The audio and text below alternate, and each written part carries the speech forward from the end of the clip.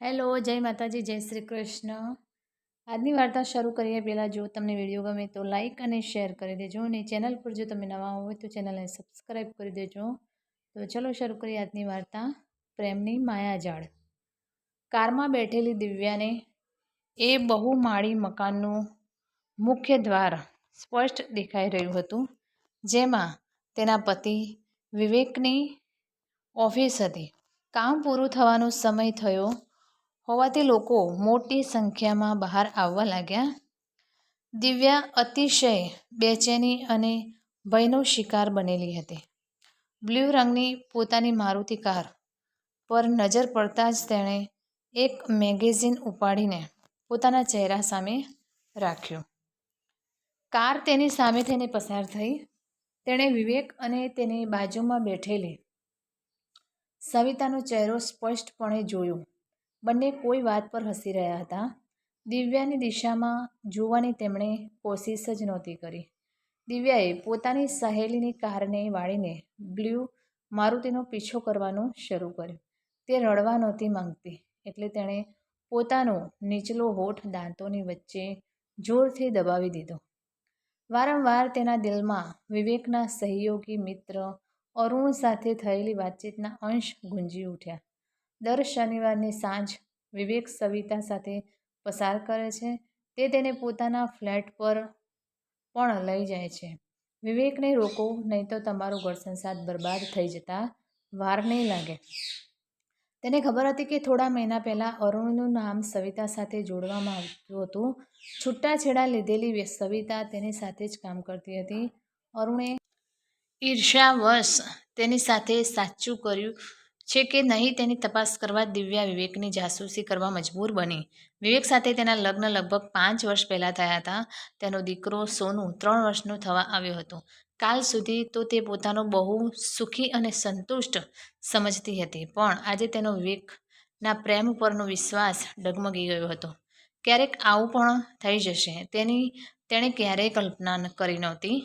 તેની નજરોમાં વિવેક બધી રીતે સારો પતિ અને પિતા હતો. મને શા માટે છેતરી? મારા પ્રેમ અને સેવામાં તેને શું ઓછું લાગ્યું? આવા સવાલોથી મૂંઝાતી દિવ્યાની આંખો અત્યાર સુધીમાં અનેક વાર ભરાઈ આવતી હતી. લગભગ કલાક પછી વિવેક અને સવિતા રેસ્ટોરન્ટની બહાર આવ્યા. તેમણે એકબીજાના હાથ પકડેલા જોઈને દુઃખની તેજ લહેર દિવ્યાના તનમનમાં દોડી ગઈ. તેમની કારનો પીછો કરતી દિવ્યા મનમાં ને મનમાં આંસુ વહાવતી રહી. સવિતાના ઘરનું સરનામું પણ અરુણે તેને કહ્યું હતું. આગળની કારને એ દિશામાં જતી જોઈને તેનું દિલ ભારે થઈ ગયું. સવિતાનો ફ્લેટ એક બહુમાળી મકાનમાં હતો. તેની સામે વિવેક કાર રોકી. દિવ્યાના દિલમાં તેની વફા માટે જે આશા બચી હતી તે પણ જતી રહી.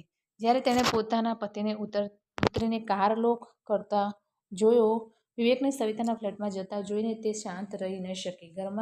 કારમાં બેઠા બેઠા તે ઊંચા અવાજે બૂમ પાડી. તેને ઓળખી જતાં જ બંનેના ચહેરા પરનું જાણે નૂર ઉડી ગયું. વિવેકને કશું કહ્યા પછી સવિતાએ તેની તરફ એકવાર હાથ હલાવ્યો અને એકલી જ મકાનમાં પ્રવેશી. વિવેકે તેની પાસે જઈ નકલી રીતે હસતા પૂછ્યું, તું અહીં શું કરી રહી છે? ઘરે આવો છો કે સવિતાના ફ્લેટમાં જશો? દિવ્યા પોતાના અવાજમાં આવેલા દુઃખ, ફરિયાદ અને નારાજગીના ભાવને દૂર ન કરી શકી. તેને તો હું અહીં સુધી મૂકવા આવ્યો હતો. આજે ઓફિસમાં મોડે સુધી કામ. તેના ખોટા બહાનાને વચ્ચે જ કાપતા દિવ્યાએ કહ્યું, મારે આ કાર વંદનાને પાછી આપવાની છે. તમે પાછળ પાછળ આવો મને તેના ઘરેથી પિકઅપ કરવા માટે. વિવેકને કશું જ બોલવાની તક આપ્યા સિવાય દિવ્યાએ કાર ઝડપથી આગળ વધારી દીધી. તેની નજરમાંથી દૂર થતાં જ તેની આંખો ફરી આંસુથી ભરાઈ ગઈ. વંદનાના ઘરથી લઈને પોતાના ઘર સુધીની યાત્રા દરમિયાન તે પૂરેપૂરી ભાવશૂન્ય અને મૌન રહી. વિવેકે સવિતા સાથે હોવાનું ખોટું સ્પષ્ટીકરણ તેને આપવાની કોશિશ કરી, પરંતુ જ્યારે દિવ્યાએ કોઈ પ્રતિક્રિયા વ્યક્ત ન કરી ત્યારે તેણે પણ નારાજગીભરી ચૂપકીદી ઓઢી લીધી. ઘરે પહોંચીને પણ દિવ્યાએ તેને કશું જ ન કહ્યું અને જમવાનું તૈયાર કરવામાં લાગી ગઈ. કપડાં બદલીને વિવેક ટીવી જોવા લાગ્યો. ઘરમાંનું ટેન્શનભર્યું વાતાવરણ કોઈ મોટા તોફાનના આગમનના સંકેત સમૂહ લાગતું હતું. વિસ્ફોટ ત્યારે થયો જ્યારે દિવ્યાએ વિવેકને જમવા માટે કહ્યું. મારે નથી ખાવું. વિવેકે એકદમ રૂક્ષતાથી જવાબ આપ્યો. તે દિવસે વારંવાર તેને મનાવવાને બદલે દિવ્યા આંસુ પાડવા લાગી. વિવેકનો ગુસ્સો વધતા વાર ન લાગી. તારા આ આંસુનું કારણ હું જાણી શકું? કાંઈ બોલીશ ખરી? સાંજથી મારું મગજ ખરાબ કરવા કેમ પાછળ પડી છે? વિવેકનો ગુસ્સો ફાટ્યો. પાસેના સોફા પર બેઠા પછી તે હાથથી મોં છુપાવી જોર જોરથી રડવા લાગી. તું સવિતાની બાબતમાં મારા પર શંકા કરી રહી છે ને? વિવેકના આ સવાલનો જવાબ ન આપીને દિવ્યા રડતી હતી. અરે મારે એની સાથે કોઈ ચક્કર નથી ચાલતું. મોડું થઈ જવાથી મેં તેને ઘર સુધી લિફ્ટ આપી. બસ આટલી અમથી વાત પર આટલો મોટો બખેડો કેમ ઊભો કરે છે? હજુ પણ કોઈ જવાબ આપ્યા વિના તે રડતી રહી. વિવેકે તેને ખભાથી પકડીને હલાવી દીધી. ત્યારે દિવ્યાએ તેની પકડમાંથી છૂટવા માટે એવો ધક્કો માર્યો કે તે સોફા પર પાછળ નમી ગયો. મને અડકશો પણ નહીં. આટલું જુઠ્ઠું બોલતા તમને શરમ નથી આવતી? દિવ્યા ગરજી. શું ખોટું બોલ્યો હું? વિવેકે ડબલ ઊંચા અવાજે લગભગ ચીસ પાડીને પૂછ્યું. તમે બંને ઓફિસમાં નહોતા. પહેલાં રેસ્ટોરન્ટમાં લઈ ગયા તેને, પછી તેના ફ્લેટમાં. પાછલા અનેક શનિવારની જેમ આજે પણ તેની સાથે મજા કરવા જઈ રહ્યા હતા તમે. હવે જુઠ્ઠું બોલીને મને મૂર્ખ ન બનાવો. વિવેક તેની વાતથી ઉશ્કેરાઈ ગયો. પહેલાં તો તેના મોંમાંથી એક શબ્દ પણ બહાર ન આવ્યો. પછી તેનો ચહેરો પલ પલ ગુસ્સાથી લાલ થવા લાગ્યો. તે મારી જાસૂસી કરવાનું શરૂ કરી દીધું છે? તેણે દિવ્યાને ખાઈ જવાના અંદાજમાં પૂછ્યું. એ સિવાય તમને રંગે હાથ પકડવાનો બીજો કયો ઉપાય હતો? દિવ્યાનો સ્વર વિવેકનું મગજ ખરાબ કરી ગયો. હવે શાંતિ થઈને? મને રંગે હાથ પકડીને? તેના અવાજમાં ઝેર ઘોળાયું અને ધમકી ભર્યા સ્વરે બોલ્યો. હું પણ જોઉં છું કે તું હવે શું કરે છે. અરે મારી જાસૂસી કરવાની તારામાં હિંમત ક્યાંથી આવી? સવિતા હજુ સુધી તો મારી મિત્ર છે, પણ હવે હું તેની સાથે ખુલ્લે ખુલ્લો પ્રેમ કરીશ. તું મને છોડે, છૂટાછેડા લે કે મરે, પણ જાસૂસી કરવાની મજા હવે હું તને ચખાડીશ ખરો. ગુસ્સામાં પગ પછાડતો વિવેક ઘરની બહાર નીકળી ગયો. દિવ્યા મોડે સુધી રડતી રહી. એ રાત્રે જમ્યા નહીં અને પલંગ પર પાસે સૂતા રહ્યા. પણ બેચેની, નારાજગી, દુઃખ, ફરિયાદ, અપરાધ ભાવ, ગુસ્સા જેવા ભાવોને કારણે સૂઈ ન શક્યા. વિવેકના મોંમાંથી નીકળેલા વાક્યોએ દિવ્યાનું કાળજું ચાળણી કરી નાખ્યું હતું. તેની માફી માંગવાની કે તેને મનાવવાની કોશિશ કરવાની વાત તો દૂર રહી, વિવેક તો અલગ થવાની ધમકી આપી ગયો. આવી ધમકીથી તેને ભારે આઘાત લાગ્યો. વારંવાર તેના મનમાં વિવેકના વાક્ય ગુંજતા અને તે રડવા લાગતી. તેની સામે આવતા જ દિવ્યાના મોં પર તાળું લાગી જતું. બીજા 4 દિવસો સુધી બંને વચ્ચે કોઈ વાતચીત ન થઈ. ગુરુવારે દિવ્યાના મોટા ભાઈ આનંદનું એના ઘરે આવવાનું થયું. દિવ્યા, તું માંદી છે શું? આટલી નબળી અને નિસ્તેજ કેમ દેખાય છે? તેના પર નજર પડતા જ આનંદ ચિંતાથી બોલી ઉઠ્યો. મારે થોડા દિવસ માટે મમ્મી પાસે જ રહેવું છે ભાઈ. દિવ્યાની આંખો ભરાઈ આવી. ચોક્કસ જા, ત્યાંથી જાડી પાડી થઈને આવજે. વિવેક, લઈ જાઉં દિવ્યાને મારી સાથે? આનંદે બહુ જ ગંભીરતાથી વિવેકને પૂછ્યું. સલાહ લીધા વિના અને રજા માગ્યા વિના પિયર જવાની વાત કરીને દિવ્યાએ વિવેકને વધુ નારાજ કરી દીધો. તે ઈચ્છે ત્યાં સુધી પિયરમાં રહી શકે છે. શુષ્ક સ્વરમાં જવાબ આપીને વિવેક ઓફિસ જવા માટે તૈયાર થવા લાગ્યો. તમારા બંને વચ્ચે ઝઘડો ચાલી રહ્યો છે? મને કહે બધું. આનંદના વારંવારના પૂછવા છતાં દિવ્યા તેને કશું જ કહી ન શકી, કારણ કે પોતાના ભાઈની નજરોમાં તે પોતાના પતિની છબી બગાડવા નહોતી માંગતી. સોનુનો અને પોતાનો જરૂરી સામાન ભેગો કરી દિવ્યાએ એટેચીમાં રાખી લીધો. વિવેક ઓફિસ જવા માટે તૈયાર થયો ત્યાં સુધીમાં તેણે પિયર જવાની તૈયારી કરી લીધી. ઘરમાંથી નીકળતી વખતે દિવ્યાએ વિવેકના પગને સ્પર્શ કર્યો અને ચરણરજ લીધી. તે પછી દિવ્યા ઊભી થઈ ત્યારે બંનેની નજર લાંબા સમય પછી મળી. દિવ્યાને વિવેકની આંખોમાં ફરિયાદ, ગુસ્સો અને તાણ દેખાયા. તે દિવ્યાને રોકવા માંગતો નહોતો કે તેના જવાથી દુઃખી પણ નહોતો. દિવ્યાની આંખોમાં નજર કરતાં જ વિવેક અંદર સુધી હલી ગયો. સદા જીવંત અને હસતી આંખો અત્યારે નિસ્તેજ અને ઉદાસ દેખાતી હતી. તેનું સમગ્ર વ્યક્તિત્વ ઊંડી પીડા, અને નિરાશામાં ડૂબેલું હતું. તેમની આંખોની વચ્ચે સંપર્ક તૂટે તે પહેલાં જ વિવેકે દિવ્યાની આંખોમાં ભરાઈ આવેલા આંસુને જોયા. જવા નથી ઈચ્છતી, મને તારાથી દૂર જતા રોકી લ્યો. તેને લાગ્યું જાણે દિવ્યાની આંખો આવી જ કાંઈક પ્રાર્થના તેને કરી રહી હતી. વિવેકનો તેને આડે આવ્યો અને તે ઈચ્છવા છતાં પણ દિવ્યાને રોકવા માટે એક શબ્દ પણ ન બોલી શક્યો. જતાં પહેલાં જ્યારે સોનું તને ગળે વળગ્યો ત્યારે પણ તે શાંત રહ્યો. જોત જોતામાં આનંદનું સ્કૂટર એ ત્રણેયને લઈને આંખોથી દૂર જતું રહ્યું. તેના મનનો એક ભાગ બહુ જ ખાલી અને નિરાશાની અનુભૂતિ મહેસૂસ કરવા લાગ્યો. આથી તે આખો દિવસ માંદા જેવો અને થાકેલો રહ્યો. રહીને દિવ્યાનો આંસુ ભરેલો ચહેરો તેની આંખોની સામે આવીને તેને અજબ ગુનાહિત લાગણીનો ભોગ બનાવી જતો. તેના મનનો એક ભાગ સવિતાની રૂપજાળમાં ફસાયેલો હતો.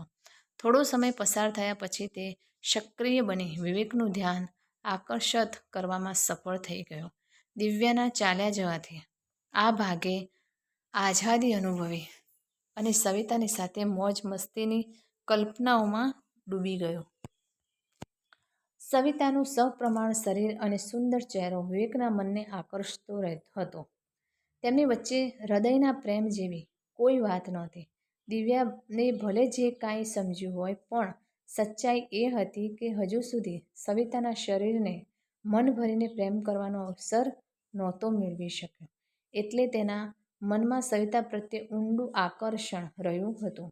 સવિતાની મમ્મીના આગમનને કારણે તેના એક ફ્લેટમાં વિવેકની ઈચ્છા પૂરી નહોતી થઈ શકતી. ત્યારે દિવ્યાના ગયાના 2 દિવસ પછી શનિવારની સાંજે તે સવિતાને પોતાને ઘરે લઈ આવ્યો. એ દિવસે તે સવિતાની ના સાંભળવાના મૂડમાં બિલકુલ નહોતો. ઘરમાં પ્રવેશતા જ વિવેક તેને ઉંચકીને સીધો બેડરૂમમાં લઈ આવ્યો. તેના ચહેરા પર અસંખ્ય ચુંબન કર્યા પછી તે તેને કપડાની કેદમાંથી આઝાદ કરવાના પ્રયાસમાં લાગી ગયો. થોડી આનાકાની પછી સવિતા તેના એ કામમાં તેને સાથ આપવા લાગી. બંનેની ઉત્તેજનાને કારણે ઝડપથી ચાલતા શ્વાસનું સંગીત રૂમમાં છવાઈ રહ્યું. બંને પૂરી ઉત્તેજનામાં હતા અને હાલાત બંનેની ખરાબ બનતી જતી હતી.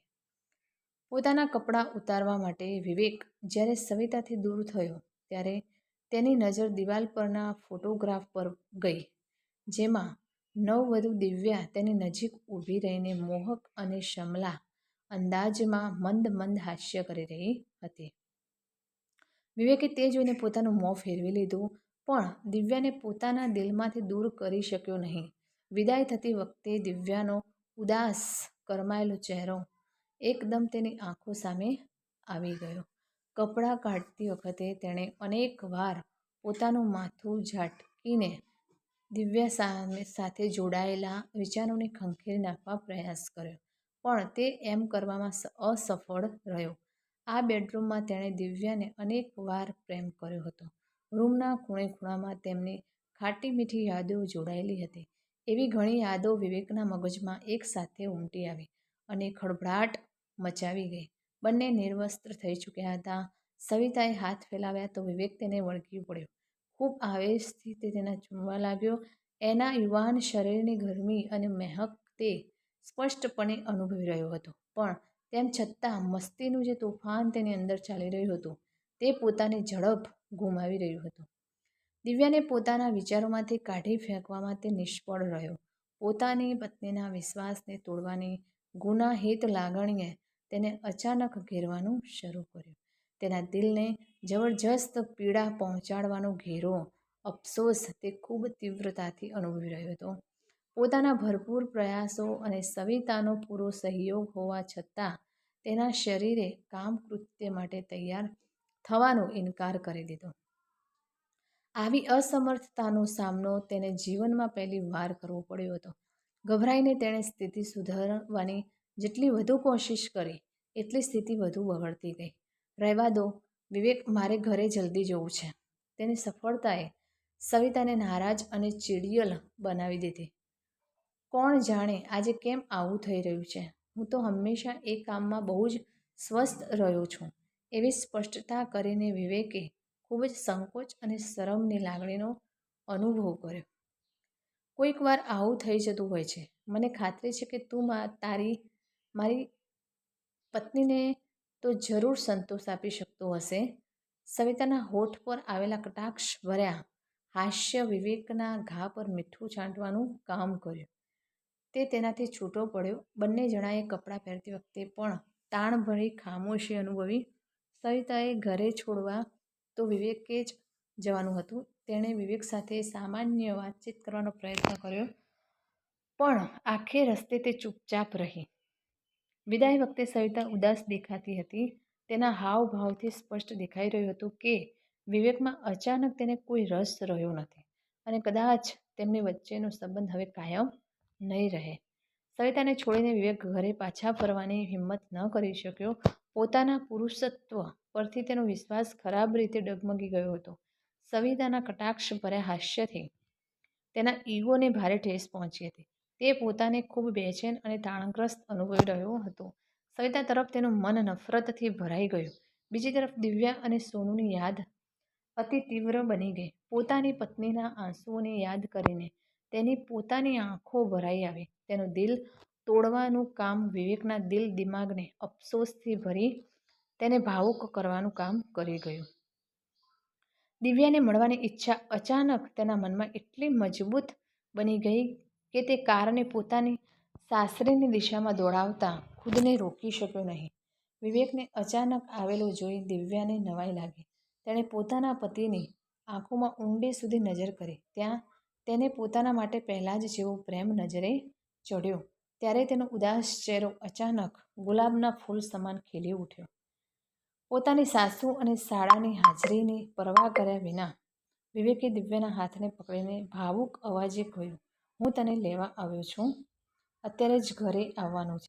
અહીં રોકાઈ જાઓ, કાલે જઈશું. દિવ્યા હસી. ના, અહીં તારી સાથે વાત કરવા માટે જરૂરી એકાંત નહીં મળે. બહુ બધી વાતો કરવાની છે. જે નવી સહેલી બનાવી છે તેની સાથે કર બહુ બધી વાતો.